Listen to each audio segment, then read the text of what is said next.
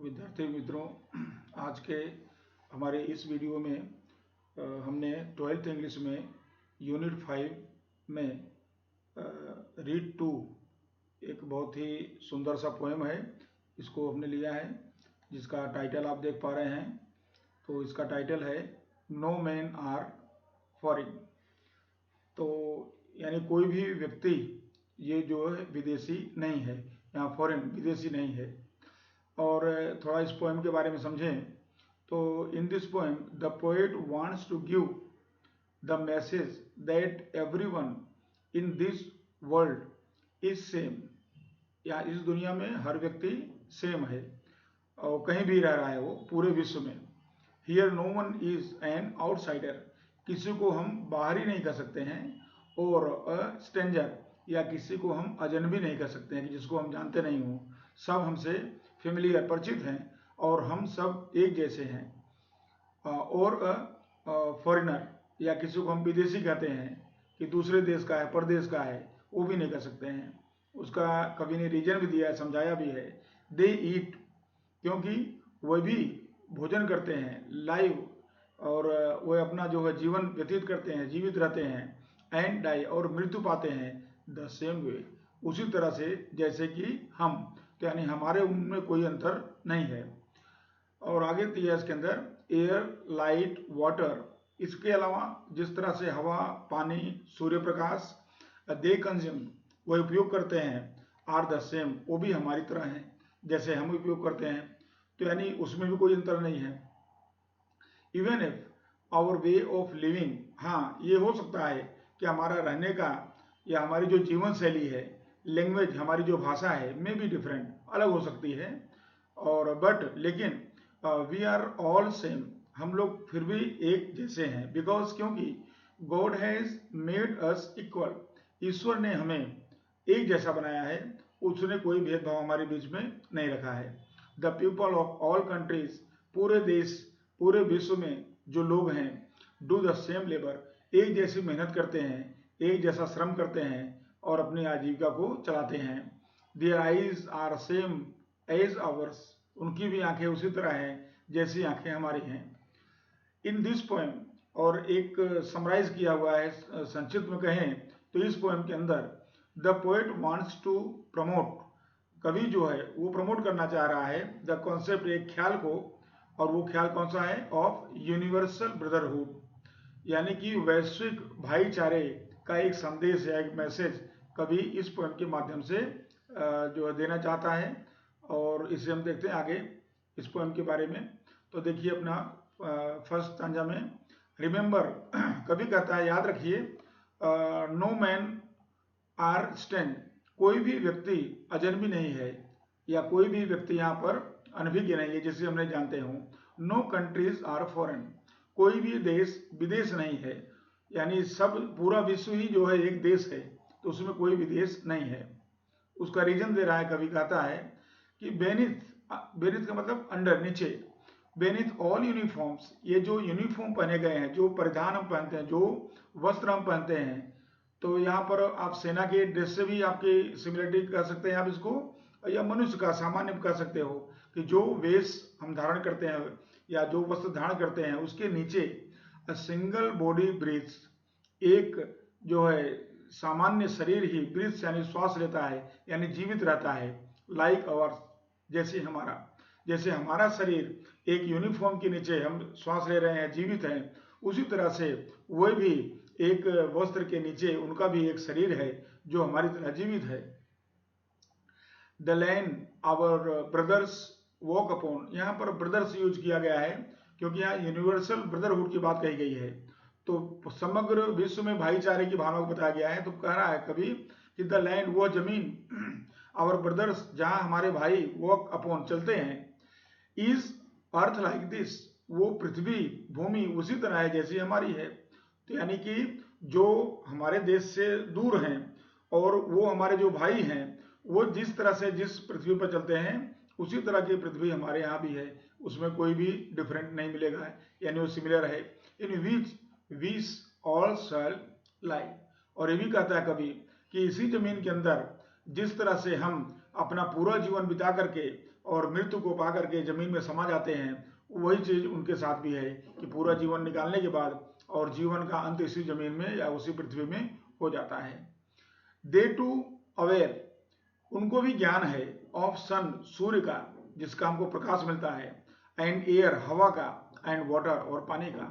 जिस तरह से हमें सूर्य प्रकाश चाहिए, हवा चाहिए, पानी चाहिए, यानी इनका हमको ज्ञान है, उसी तरह से उनको भी इन बातों का ज्ञान है, यानी इसका उपयोग वो भी करते हैं जैसे हम करते हैं।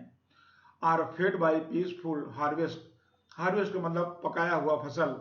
जिस तरह से शांतिपूर्ण वातावरण में फसल को पका करके वह बहुत ही जो है प्रेम से उसको खाते हैं, भोजन करते हैं, उसी तरह हम भी उनकी ही तरह शांतिपूर्ण माहौल में, वातावरण में हम भी फसल के द्वारा या अपने द्वारा उपजाई गई फसल को हम जो है भोजन के रूप में स्वीकार करते हैं।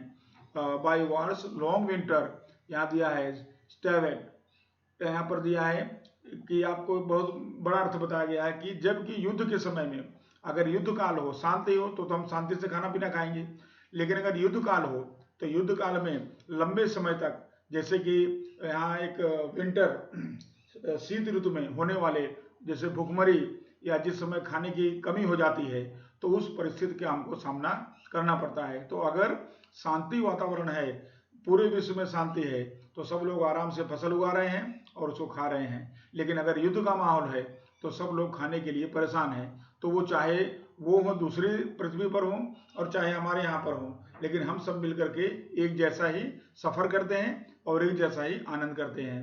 तो इसमें भी हमारे दोनों में सिमिलरिटी है। देयर हैंड्स आर आवर्स, उनके हाथ हमारे जैसे हैं, and in their lines we read, उनके हाथों में भी रेखाएं हैं, जैसे हस्तरेखा हमारे हाथों में है वैसे ही हस्तरेखा उनके हाथों में भी है। ए लेबर, जिसके द्वारा कठिन मेहनत करते हैं, परिश्रम करते हैं, not different from our own, जैसे हम मेहनत करते हैं, परिश्रम करते हैं अपने जीवन को चलाने के लिए, अपने जीवन को सुखी बनाने के लिए, वैसे ही वह भी उसी तरह से अपनी उन जो है रेखाओं, हस्तरेखाओं के आधार पर वह भी मेहनत और परिश्रम करते हैं। रिमेंबर, कभी कहता है आगे, याद रहे, दे हैव आईज, उनकी भी आंखें हैं, लाइक आवर्स, हमारी तरह, जैसे हमारी आंखें हैं वैसे उनकी आंखें हैं। दैट वेक और स्लीप, जो जगती हैं और सोती हैं। अब यहाँ देखिए कवि ने थोड़ी बड़ी बात यहाँ पर कहने का प्रयास किया है। वेक का मतलब हुआ कि हम किसी स्वप्न को साकार करें, यानी जब हम स्वप्न देखें, स्लीप यानी स्वप्न देखना, तो पहले हम स्वप्न देखते हैं, यानी हम किसी की कल्पना करते हैं और बाद में उसको पूरा करने के लिए हम मेहनत करते हैं, तो उसके लिए हम वेक यानी हम जगते हैं। तो इस तरह से स्वप्न देखना और स्वप्न को साकार करना, ये काम कवि यहाँ बताने का प्रयास करता है। तो उसी अर्थ में कहा है कि उनके पास आंखें हैं कि जो हमारी ही तरह स्वप्न भी देखती हैं और स्वप्न को साकार भी करती हैं, यानी जगती भी हैं और सोती भी हैं। एंड स्ट्रेंथ, और उनके अंदर सामर्थ्य है, that can be won by love, और वो सामर्थ्य को हम कैसे जीत सकते हैं, प्रेम से जीत सकते हैं। तो यानी अगर प्रेम हमारे अंदर है तो हम प्रेम से उनके सामर्थ्य को भी जीत सकते हैं।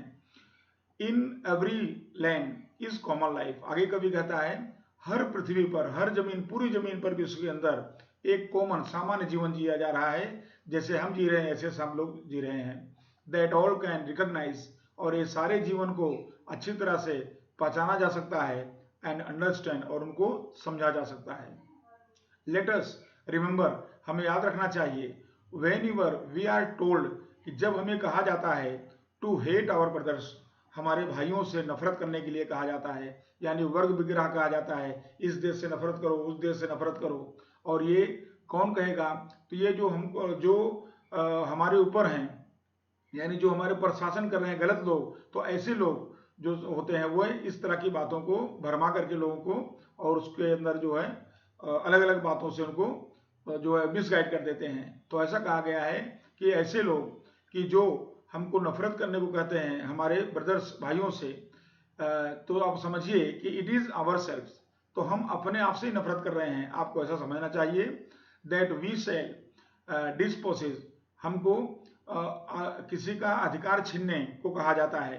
बिट्रे, किसी को धोखा देने को कहा जाता है। कंडेन का मतलब क्रिटिसाइज, किसी की आलोचना करने को कहा जाता है। तो ये सारी चीजें हमको सिखाई जाती हैं अगर जो है सिखाई जा रही हैं, तो इसका मतलब वो हमारे प्रति ही हमको सिखाया जा रहा है, हम अपना ही नुकसान करने वाले हैं। रिमेंबर, इसलिए याद रहे, we who take arms against each other, अगर हम एक दूसरे के सामने, ईच अदर एक दूसरे के विरुद्ध में, अगेंस्ट आर्म्स यानी यहाँ पर हथियार उठाते हैं, लड़ने के लिए तैयार हो जाते हैं एक दूसरे के सामने, तो इट इज द ह्यूमन अर्थ। तो आपको ध्यान रहे कि ये जो पृथ्वी है ये मानव पृथ्वी है, यहाँ पर मानव निवास कर रहा है। दैट वी डिफाइल, जिसको हम प्रदूषित कर रहे हैं। अगर हम लड़ाई झगड़ा करेंगे, एक दूसरे से संघर्ष करेंगे, तो क्या होगा, ये हमारी मानव भूमि ये प्रदूषित हो जाएगी।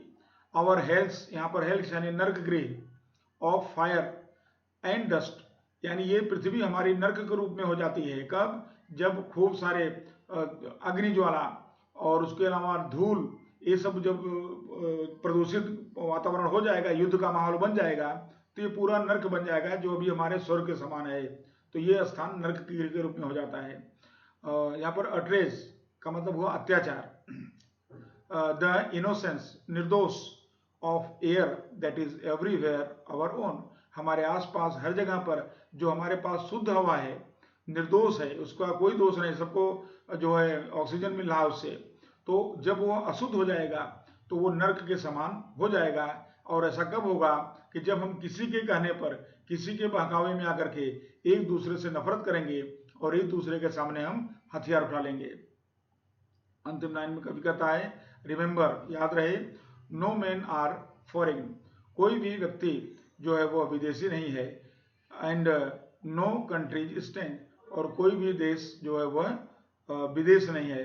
यानी यह पूरा विश्व, हमारा पूरा जो है वह पूरा विश्व एक जो है देश है, इसको हम माने या उसको एक मान करके हम चलें। तो इस तरह से यहाँ पर आपने देखा कि यहाँ पर कवि ने जो है विश्व ब्रह्म जो है भाईचारे की भावना को यहाँ प्रदर्शित किया है। और इस तरह से आपका ये बहुत ही सुंदर सा पोएम यहाँ पूरा होता है। Thank you.